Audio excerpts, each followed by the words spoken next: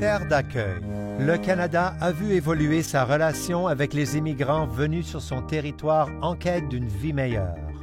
Dès l'adoption de la loi constitutionnelle de 1867, le pays a mené une politique de croissance économique et démographique par l'immigration.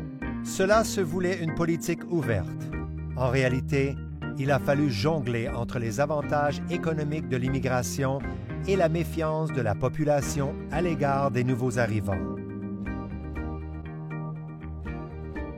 De fait, la politique canadienne d'immigration est marquée par l'exclusion et la discrimination pour ralentir ou juguler l'afflux de migrants venus de Chine, du Japon, de l'Inde, voire d'Europe orientale ou d'Afrique. Après la Seconde Guerre mondiale, l'opinion publique a évolué dans un sens plus inclusif. Et si les années 70 furent marquées par l'exaltation de la différence, les années 80 furent celles de la gestion d'une diversité et d'un multiculturalisme croissant. Un siècle et demi plus tard, le Canada aura accueilli des millions de familles pour autant de raisons. Cependant, leurs contributions ont marqué le pays de manière indélébile. Le Canada est un pays qui a appris à être fort non pas en dépit de toutes ses différences, mais bien grâce à elles. C'est ainsi qu'au cours des 30 dernières années, les conseillers en immigration ont pu s'affirmer comme un corps professionnel indispensable, influent, crédible et digne de respect. Avec l'arrivée de 300 000 immigrants chaque année, l'Association canadienne des conseillers professionnels en immigration s'est imposée comme la seule association sans but lucratif représentant les conseillers en immigration du Canada. Les conseillers en immigration et en citoyenneté jouent un rôle essentiel au sein du secteur de l'immigration au Canada et, par conséquent, pour la prospérité économique du pays.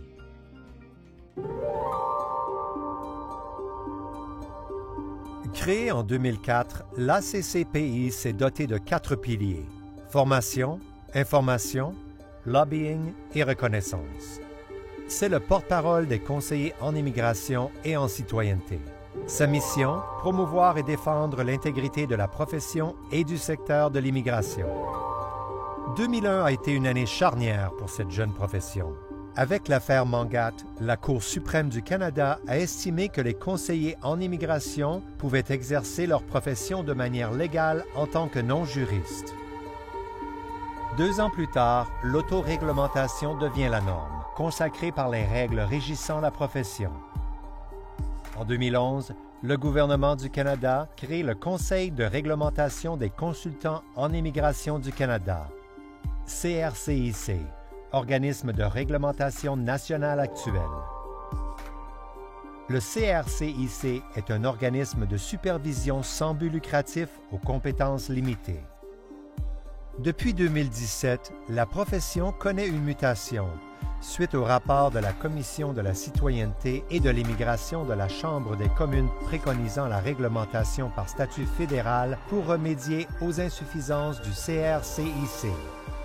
La loi sur le Collège des consultants en immigration et en citoyenneté, qui a reçu la sanction royale le 21 juin 2019, propose dès lors de transformer le CRCIC en Collège de consultants en immigration et citoyenneté, soit la création d'un nouveau cadre réglementaire avec des compétences élargies.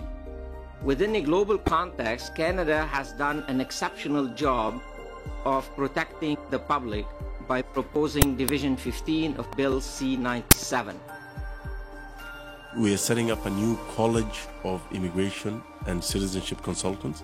They will have more robust educational requirements, more robust complaints and disciplinary process. They will compel their members to buy liability insurance just like lawyers. Pour aider ses membres à s'y retrouver, l'ACCPI met à leur disposition une panoplie de services et d'outils éducatifs conçus pour optimiser les services offerts à leur clientèle.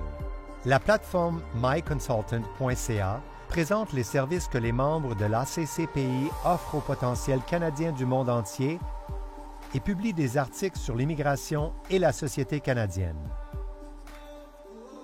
Le programme des partenaires en éducation unit les établissements d'enseignement désignés, les étudiants et les membres de l'ACCPI. Il permet aux étudiants internationaux de choisir l'établissement adéquat. Lancé au printemps 2019, IMME File facilite l'automatisation de la gestion des activités des membres, dossiers, demandes et correspondance avec la clientèle. Enfin, IMME Forum, le réseau communautaire de partage de l'ACCPI, est l'un des plus vastes du secteur. Quant à IMME Centre, c'est une précieuse bibliothèque en ligne. Welcome to everyone, in person and online. We have a few events in Alberta this year. Ces services sont accessibles via l'appli Connect App. Les membres restent ainsi à la fine pointe de leur profession, grâce aux activités de formation continue, à la rationalisation des services et aux mises à jour. Avec la création imminente du Collège des consultants en immigration et en citoyenneté, l'édition 2019 de la Conférence nationale sur la citoyenneté et l'immigration promet d'être un grand millésime.